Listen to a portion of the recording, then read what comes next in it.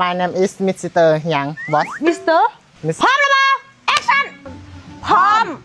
อีเสื้อส้มมาก่อนเอาอีเสื้อส้มก่อนเธอออกไปเริ่มแนะนำตัวเองชื่อบุญศรีเด้อแต่ว่าชื่อในวงการนี้เซอร์รี่มีอยู่บ้านจงสะอาดและก็อยู่แขกอึดกึนามสกุลชื่อว่าออยอและก็เดินแบบคล่องโตแบบลีลาจบมาได้ใสปอโจ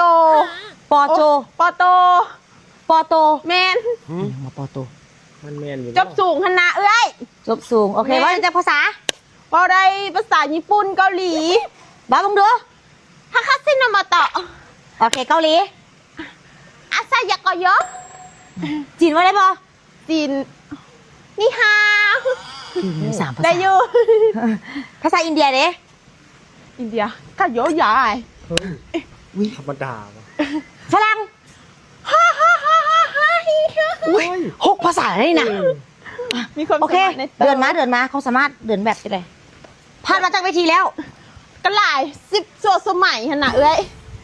เคยชนะบ่เคยโอเคกันเลยมาประกวดวงนี้หมุนตัวความสามารถพิเศษ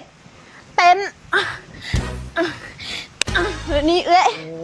ไปก่อนโอเคผู้ต่อมาสาวเสื้อแดงแนะนำตัวเองครับสื่อนุพุกจ้าอยู่บ้านสีสะอาดเมืองปทุมธานีแขวงไซซิโกจ้าไซซิโกจบมาได้ใส่การศึกษาจบมาแต่ไมตรีมันว่าภาษาอังกฤษได้บ่ได้สปีก Hello ฮะ Hello ยาวกว่านั้น Hello my name is Mr. หยัง Boss Mr. Boss มาแต่ใส่อีกเลยส่งเลยแบบนี้เอาบุต้องโซแคลเอามีอย่างแคลคือมีเล็กว่ะยิ้มแบบไม่มีแก้มบองโอเคเฮ็ดหน้าหนูเฮ็ดหน้าแบบว่าพอใจแค่หลายโพด